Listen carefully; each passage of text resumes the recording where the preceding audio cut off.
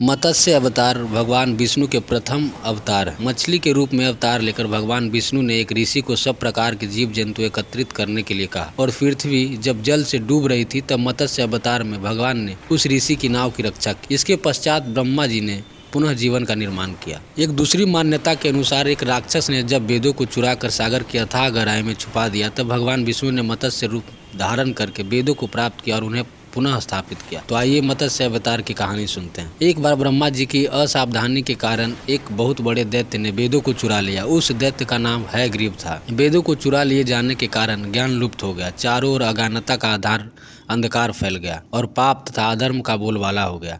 तब भगवान विष्णु ने धर्म की रक्षा के लिए मत्स्य रूप धारण करके हयग्रीव का वध किया और वेदों की रक्षा की। भगवान ने मत्स्य का रूप किस प्रकार धारण किया, आइए इस कहानी में जानते हैं। कल्पांत के पूर्व एक पुण्य आत्मा राजा तप कर रहा था। राजा का नाम सत्यव्रत था। सत्यव्रत पुण्य आत्मा तो था ही, बड़े उदार हृदय का भी था। प्रभात का समय था, सूर्योदय हो चुका था। सत्यव्रत कीर्तमला नदी में स्नान कर रहा था। उसने स्नान करने के पश्चात जब तर्पण के लिए अंजलि में जल लिया तो अंजलि में जल के साथ एक छोटी सी मछली भी आ गई। सत्यव्रत ने मछली को नदी के जल में छोड़ दिया। मछली बोली, राजन, जल के बड़े बड़े जीव छोटे छोटे जीवों को मारकर खा जाते हैं। अवश्य कोई बड़ा जीव मुझे भी मारकर खा जाएगा। कृपया करके मेरे प्राणों की रक्षा की।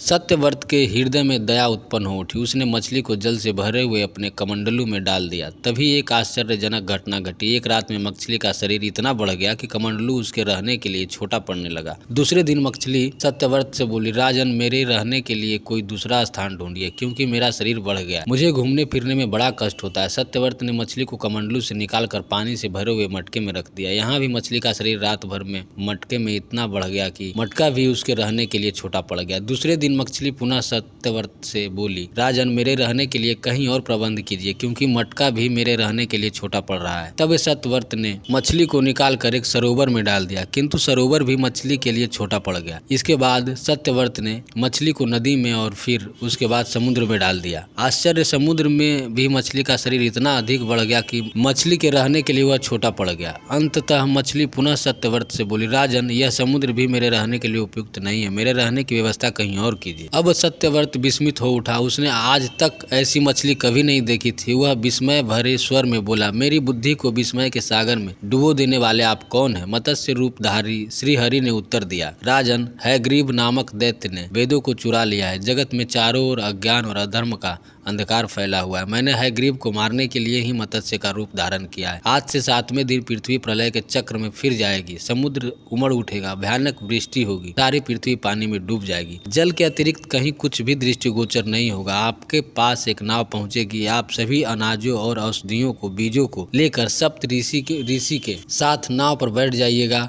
मैं उस समय आपको पुनः दिखाई पड़ूंगा और आपको आत्मत्व का ज्ञान प्रदान करूंगा। सत्यव्रत को उसी दिन से हरि का स्मरण करते हुए प्रलय की प्रतीक्षा करने लगे। 7वें दिन प्रलय का दृश्य उपस्थित हो उठा। समुद्र भी उमड़कर अपनी सीमाओं से बाहर बहने लगा। भयानक वृष्टि होने लगी। थोड़ी ही देर बाद सारी पृथ्वी पर जल ही जल हो गया। संपूर्ण पृथ्वी जल में समा गई। उसी समय एक नाव दिखाई पड़ी। सत्यव्रत सप्त ऋषियों के साथ उस नाव पर बैठ गए। उन्होंने नाव के ऊपर संपूर्ण अनाजों और औषधियों को बीज में भी भर लिया। नाव प्रलय के सागर में तैरने लगी। प्रलय के उस सागर में उस नाव के अतिरिक्त कहीं भी कुछ भी दिखाई नहीं दे रहा था। सहर्ष मत्स्य रूपी भगवान प्रलय के सागर में दिखाई पड़े। सत्यव्रत और सप्त ऋषिगण मत्स्य रूपी भगवान की प्रार्थना करने लगे। भगवान से आत्मज्ञान पाकर सत्यव्रत का जीवन धन्य हो उठा। वे जीते जी ही जीवन मुक्त हो गया। प्रलय का प्रकोप शांत होने पर मत्स्य रूपी भगवान ने हयग्रीव को मारकर उससे वेद छीन लिए। भगवान ने ब्रह्मा जी को पुनः वेद दे दिए। इस प्रकार भगवान ने मत्स्य रूप धारण करके वेदों का उद्धार तो किया ही, साथ ही संसार के प्राणियों का भी अमित कल्याण किया।